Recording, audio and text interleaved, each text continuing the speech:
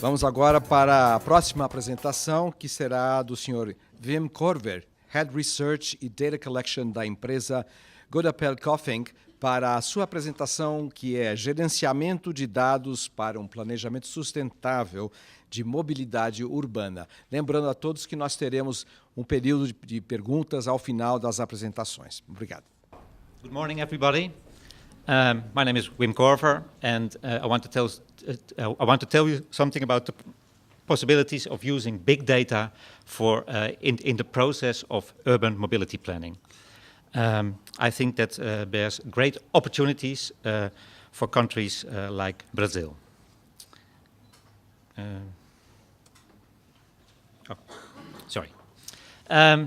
First, I want to tell something about the context. Then, what is exactly sustainable urban mobility planning?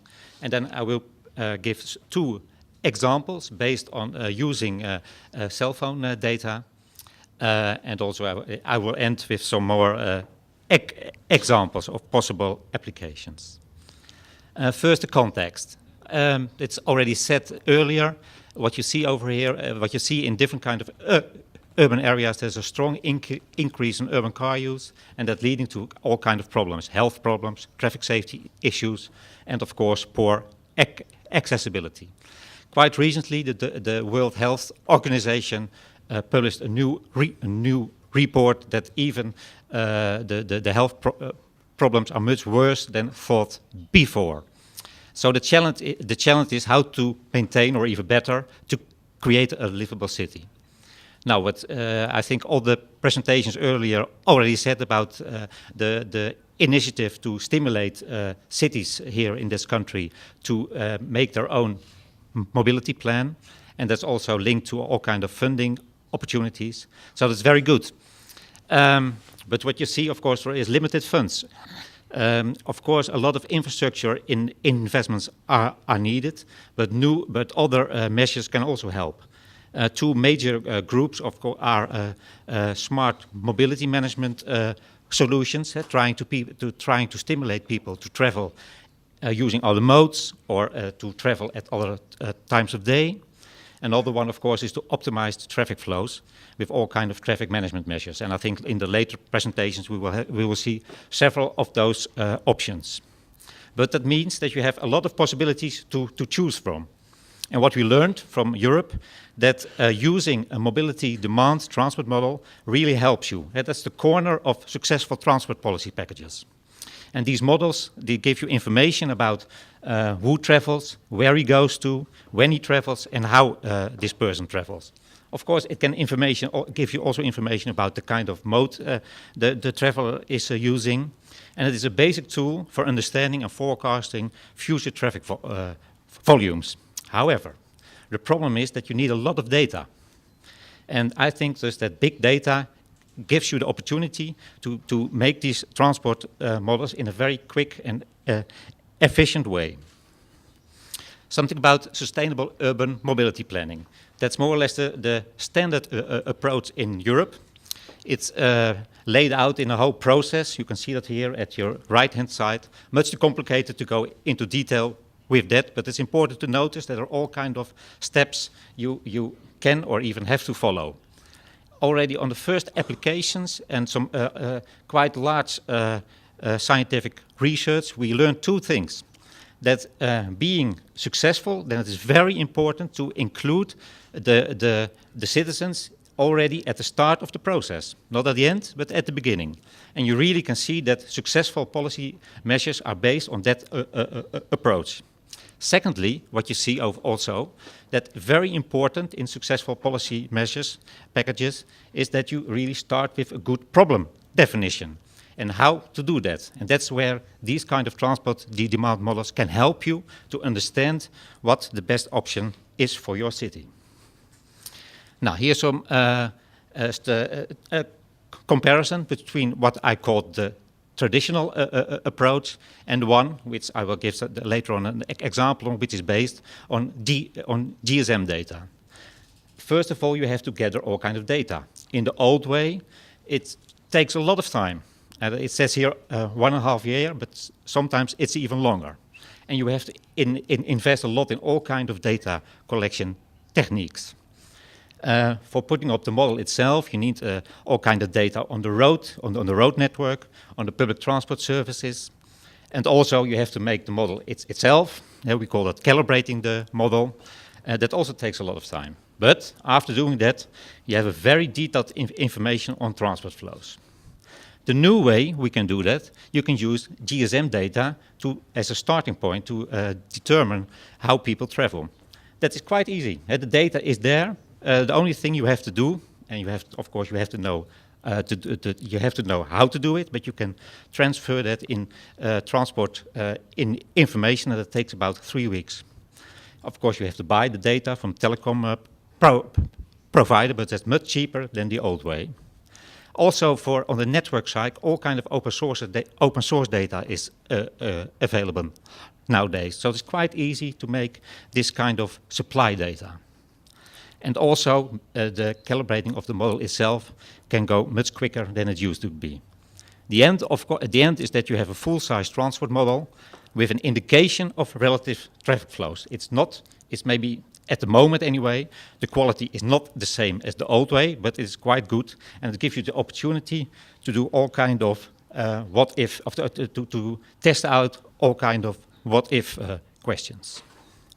2 examples. First one is what we did in Ivory Coast in Africa, and the second one is more about the whole of the Netherlands, trying to use GSM data for monitoring transport flows. Here's what we received data from Orange for a 5-month period. And what you see over here, that is the movements of the telephones between the different kind of poles, the GSM poles.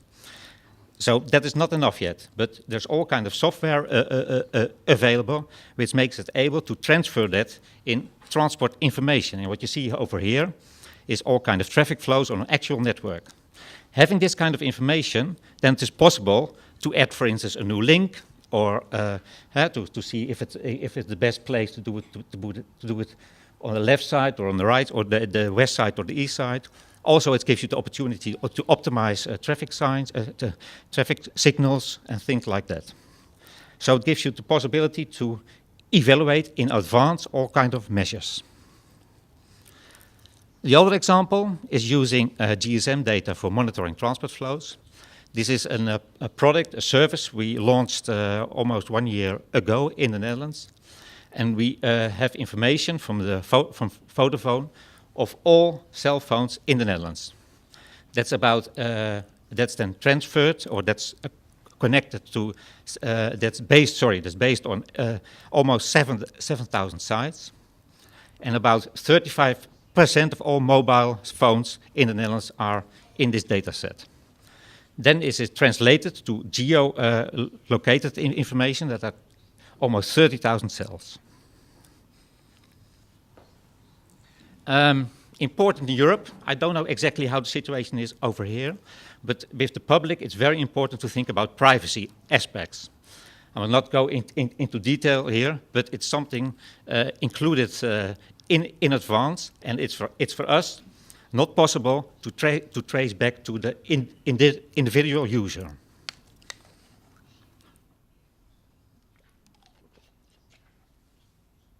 And here are the different aspects which are included.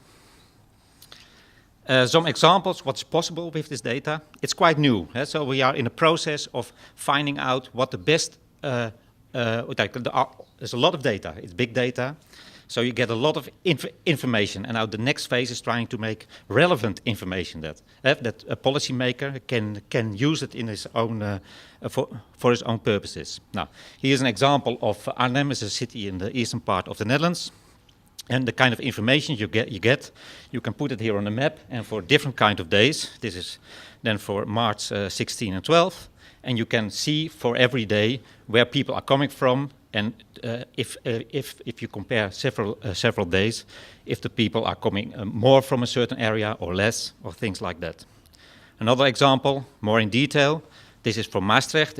Maastricht is a place south in the Netherlands. And this is specifically about the shopping area. This is the data you have for a whole month period. And then you can see per day what is happening. and then coming from different kind of areas.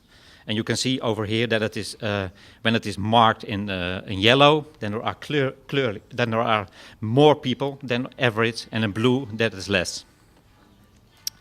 And there are all kind of things. For instance, a football match, of course, that's one of the reasons why people come more, or the Friday market, things like that. Christmas, all kind of things that you can see that leads to more people visiting the city. Now, of course, there are much more examples of big data. In the Netherlands, anyway, we are also using chip card data for making public transport more reliable and more efficient. Now, we already applied that in several cases. Also, there are examples of Bluetooth and Wi-Fi. In the Netherlands, we use it especially for tracking the behavior of pedestrians, and there are much more opportunities. And I would like to finalize also with a movie. I hope it works.